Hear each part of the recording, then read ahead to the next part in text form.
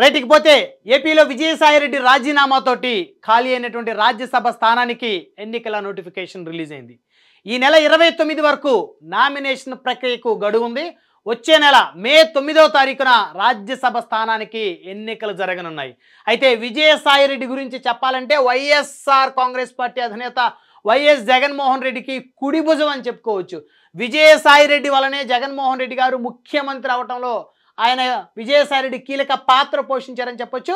2019 ఎన్నికలకు ముందు టీడీపీ అదేవిధంగా గత ప్రజారాజ్యం నాయకులు కాంగ్రెస్ పార్టీ నాయకులను తీసుకొని వచ్చి వైసీపీలో చేర్చడంలో విజయసాయిరెడ్డి గారిది కీలక పాత్ర అని చెప్పొచ్చు. అయితే వైకాపా అధినేత తీరుతో విసుగు చెందిన విజయసాయిరెడ్డి ఆ పార్టీకి రాజీనామా చేశారు.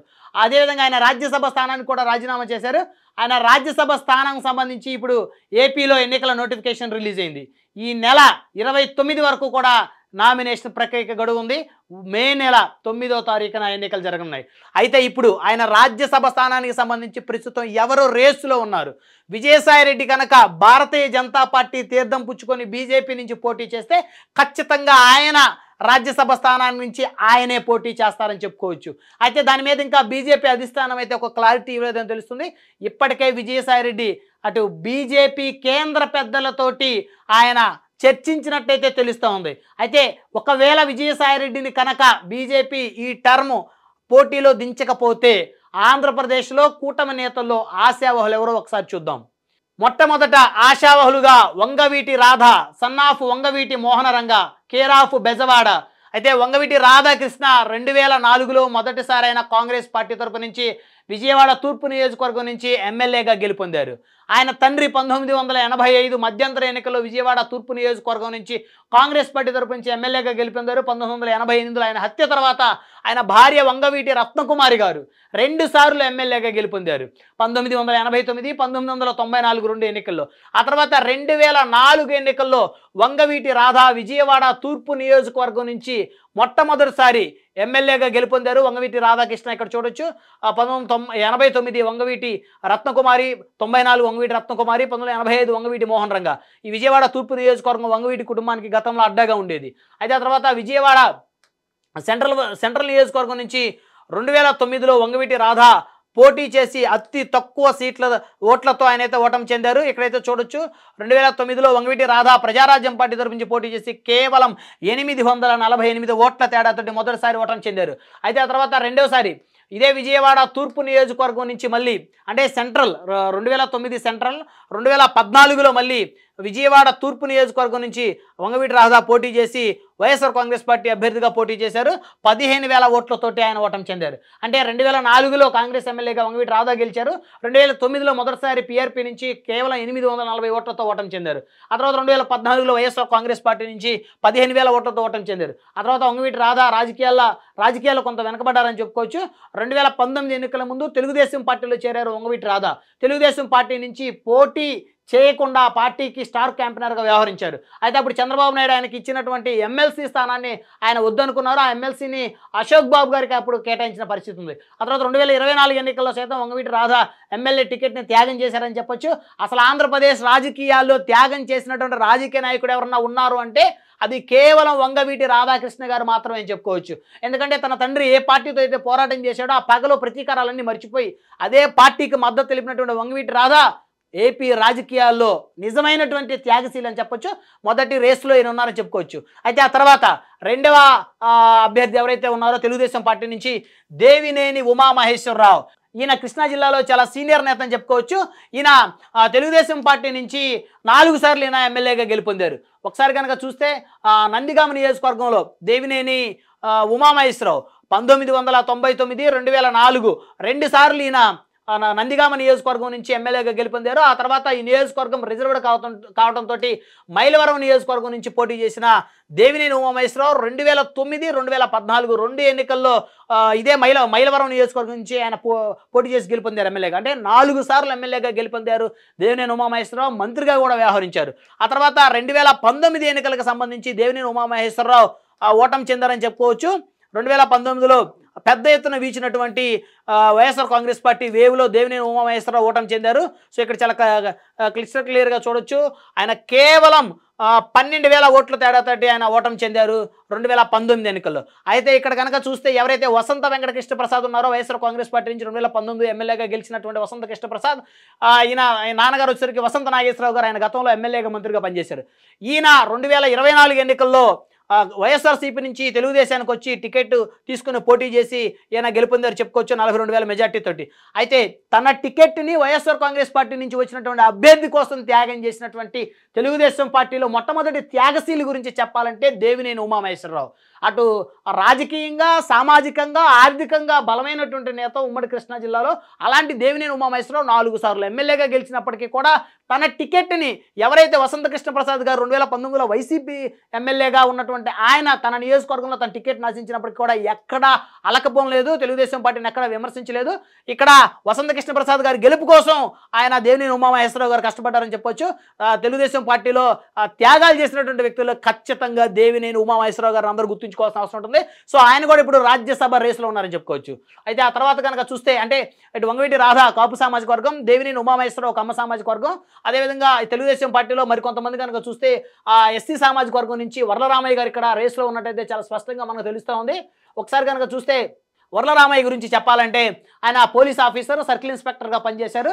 ఆ తర్వాత ఆయన తెలుగుదేశం పార్టీలో జాయిన్ అయ్యారు. తెలుగుదేశం పార్టీలో పామర్రు నియోజకవర్గం నుంచి ఎమ్మెల్యేగా పోటీ చేసి అతి తక్కువ ఓట్లతో ఆయనైతే ఓటమి చెందారు. ఆ తర్వాత 2024 ఎన్నికల్లో ఆయన కుమారుడు వర్లకుమార్ రాజా ప్రస్తుతం పామర్రు ఎమ్మెల్యేగా ఉన్నారు. వర్లరామయ్య గారికి గతంలోనే తెలుగుదేశం పార్టీ రాజ్యసభ సీటుని కేటాయించింది అని దాదాపు చెప్పుకున్నటువంటి పరిస్థితులు. ఆ తర్వాత ఆయనకి క్యాన్సిల్ చేసి ఆ సీట్ని తెలుగుదేశం పార్టీ మరొక వ్యక్తికి కేటాయించింది. అప్పట్లో టీజీ వెంకటేష్ గారికి తెలుగుదేశం పార్టీ రాజ్యసభను కేటాయించిన పరిస్థితి ఉంది. అయితే ఇప్పుడు వర్లరామయ్య గారు కూడా రాజ్యసభ రేసులో ఉన్నట్టు తెలుస్తుంది. ఒకసారి కనుక చూస్తే వర్లరామయ్య గారికి సంబంధించి పామర్రు నియోజకవర్గంలో ఆయన 2014 ఎన్నికల్లో పోటీ చేశారు. ఆయన కేవలం 1000 ఓట్ల తేడాతో మాత్రమే వర్లరామయ్య గారు ఓటమి చెందారు పామర్రు నియోజకవర్గం నుంచి. అప్పుడు ఉప్పులేటి కల్పన గారు 2014 వైఎస్ఆర్సీపీ నుంచి గెలిచారు. అయితే ప్రస్తుతం కనుక చూస్తే 2024 ఎన్నికల్లో వర్లకుమార్ రాజా అంటే సన్ ఆఫ్ వర్లరామయ్య గారు కుమారుడు వర్లకుమార్ రాజా గారు 29,000 ఓట్ల మెజార్టీతోటి ప్రస్తుతం ఆయన అక్కడ ఎమ్మెల్యేగా కొనసాగుతూ ఉన్నారు. తెలుగుదేశం పార్టీ నుంచి గెలిచారు. సో వర్లరామయ్య గారు కూడా రేసులో ఉన్నట్టయితే చాలా స్పష్టంగా తెలుస్తుంది. ఆ తర్వాత కనుక ఇంకొక లీడర్ గురించి చెప్పుకోవాలంటే ఇక్బాల్ గారి గురించి చెప్పుకోవాలంటే సీనియర్ ఐపీఎస్ అధికారి, ఒక డీజీపీ తప్ప అన్ని హోదాలు నిర్వహించినటువంటి వ్యక్తి, చాలా సిన్సియర్ పోలీస్ ఆఫీసర్. 2 ఉమ్మడి తెలుగు రాష్ట్రాల్లో ఆయనకి పెద్ద ఎత్తున ప్రజల్లో ఆదరణ ఉంది. పోలీస్ ఆఫీసర్గా పనిచేశారు. వైఎస్ఆర్ కాంగ్రెస్ పార్టీలో ఎమ్మెల్సీ పదవికి రాజీనామా చేసి తెలుగుదేశం పార్టీలో చేరారు చంద్రబాబు నాయుడు గారి సమక్షంలో ఇక్బాల్ గారు. సో ఇక్బాల్ గారికి ఖచ్చితంగా రాజ్యసభ ఇవ్వాల్సినటువంటి అవసరం కూడా ఉందనేది మైనార్టీ వర్గాల్లో ఖచ్చితంగా వారికి ఒక ఆలోచన ఉన్నటువంటి పరిస్థితి. ఎందుకంటే మైనార్టీ వర్గానికి సంబంధించినటువంటి ఇక్బాల్ గారు ఆయన ఏమీ ఆశించలేదు. గతంలో హిందూపురం నుంచి బాలకృష్ణ గారి మీద పోటీ చేసే తక్కువ ఓట్లతో ఓటమి చెందారు. తర్వాత వైఎస్ఆర్ కాంగ్రెస్ పార్టీ నుంచి ఆయన ఎమ్మెల్సీ అయ్యారు. ఎమ్మెల్సీగా రాజీనామా చేసి తన ఇంకా పదవి కాలం ఉన్నప్పటికీ కూడా రాజీనామా చేసి చంద్రబాబు నాయుడు గారి సమక్షంలో ఆయన తీర్థం పుచ్చుకున్నారు. అయితే ఆయన టికెట్ కూడా ఆశించలేదు. పార్టీ గెలుపు కోసం పనిచేసినటువంటి పరిస్థితి ఉంది. సో కాబట్టి ఇక్బాల్ గారు కూడా ఇక్కడ రేసులో ఉన్నారని చెప్పుకోవచ్చు. అందులో ఇప్పుడు వక్ఫ్ సవరణ బిల్లులు అనేక ఆలోచనలు ఇవన్నీ జరుగుతున్నటువంటి నేపథ్యంలో సో ఇప్పుడు మరి మైనార్టీలకి కొంత న్యాయం చేయాల్సినటువంటి అవసరం కూడా కూటమి ప్రభుత్వానికి ఉందనేటువంటి ఆలోచన వారికి ఉంది. కాబట్టి ఆ కోటాలో చూస్తే ఇక్కడ ఇక్బాల్ గారు కూడా రేసులో ఉన్నారని చెప్పుకోవచ్చు. అంటే తెలుగుదేశం పార్టీ నుంచి వంగవీటి రాధా గారు, దేవినేని ఉమామహేశ్వరరావు గారు, అదేవిధంగా వర్లరామయ్య గారు, అదేవిధంగా ఇక్బాల్ గారు వివిధ సామాజిక వర్గాల నుంచి ఉన్నటువంటి పరిస్థితి ఉంది రేసులో. అదేవిధంగా జనసేన పార్టీ నుంచి చూస్తే, ఎందుకంటే కూటమిలో జనసేన పార్టీ కీలక పాత్ర పోషించింది కాబట్టి మరి జనసేన పార్టీకి గతంలో ఒక రాజ్యసభ ఇవ్వాలనుకున్న నేపథ్యంలో నాగబాబు గారికి అది క్యాన్సిల్ చేశారు. కాబట్టి ఆ పార్టీ ఇప్పటి వరకు ఎమ్మెల్యేలు ఉన్నారు, ఆ పార్టీకి ఎమ్మెల్సీలు ఉన్నారు, ఆ పార్టీకి అదేవిధంగా ఆ పార్టీకి మంత్రులు ఉన్నారు, అందరూ ఉన్నారు. కానీ జనసేన పార్టీకి ఇప్పటి వరకు పెద్దల సభగా చెప్పుకునేటువంటి రాజ్యసభలో సభ్యులు లేరు. ఆ పార్టీ తరపు నుంచి 2 ఎంపీలు ఉన్నారు, 21 మంది ఎమ్మెల్యేలు ఉన్నారు, అదేవిధంగా ఆ పార్టీ తరపు నుంచి 3 మంత్రులు ఉన్నారు ప్రస్తుతం. సో ఆ పార్టీకి లేనిది ఒక రాజ్యసభ. సో ఆ రాజ్యసభ నుంచి ఆ పార్టీ ఉన్నత విద్యావంతుడు, చాలా సౌమ్యుడు గుర్తింపు పొందినటువంటి బొలిశెట్టి సత్యనారాయణ అలియాస్ బొలిశెట్టి సత్య గారు కూడా రాజ్యసభ రేసులో ఉన్నట్టయితే చాలా స్పష్టంగా తెలుస్తూ ఉంది. అయితే 2 పార్టీలకు సంబంధించి తెలుగుదేశం, జనసేన సంబంధించి జనసేనలో బొలిశెట్టి సత్య గారు రేసులో ఉన్నారు, తెలుగుదేశం నుంచి ఆ 4 నాయకులు రేసులో ఉన్న పరిస్థితి ఉంది. అయితే భారతీయ జనతా పార్టీ గనక ఇక్కడ కీలకంగా వ్యవహరించి ఆ సీట్లో తామే పోటీ చేయాలి, తమకి ఒక రాజ్యసభ ఏపీ నుంచి ఉండాలని అనుకుంటే ఖచ్చితంగా చంద్రబాబు నాయుడు గారు, పవన్ కళ్యాణ్ గారు ఇద్దరు కూడా భారతీయ జనతా పార్టీ నిర్ణయానికి తలవంచక తప్పని పరిస్థితి అయితే చాలా స్పష్టంగా కనబడుతుంది. సో అలాంటి నేపథ్యంలో విజయసాయి రెడ్డి గారు బీజేపీ కండవా వేసుకుంటే ఈ నెల 29 లోపు ఆయనే భారతీయ జనతా పార్టీ రాజ్యసభ అభ్యర్థిగా నామినేషన్ వేస్తారు. ఆయనే రాజ్యసభకి ఎన్నికవుతారు. ఒకవేళ విజయసాయి రెడ్డి గారు కనుక రాజ్యసభకి ఎన్నికైతే కేంద్ర క్యాబినెట్లో కూడా ఆయన వెళ్ళేటువంటి అవకాశాలు చాలా స్పష్టంగా ఉన్నాయి. కోర్స్ ఆయన మీద అనేక ఆరోపణలు ఉన్నాయి. జగన్మోహన్ రెడ్డి గారితో కలిసి ఆయన జైలుకు కూడా వెళ్ళిన పరిస్థితి ఉంది. అయితే ఏపీ రాజకీయాలే కాదు, దేశ రాజకీయాల్లోనే టాప్ 10 లాబీయిస్ట్ పర్సన్స్లో విజయసాయి రెడ్డి గారు ఒకరు. ఆర్థికంగా అత్యంత బలవంతుడు, శక్తివంతుడు, రెడ్డి సామాజిక వర్గం. అదేవిధంగా ఆయన పెద్ద ఎత్తున పబ్లిక్లో కూడా ఆయనకు ఒక ఆదరణ ఉంది, ఒక సాఫ్ట్ కార్నర్ ఉంది. అనుకున్నది చేసేటువంటి వ్యక్తి, ముక్కుసూటి తనంగా వ్యవహరించే వ్యక్తి.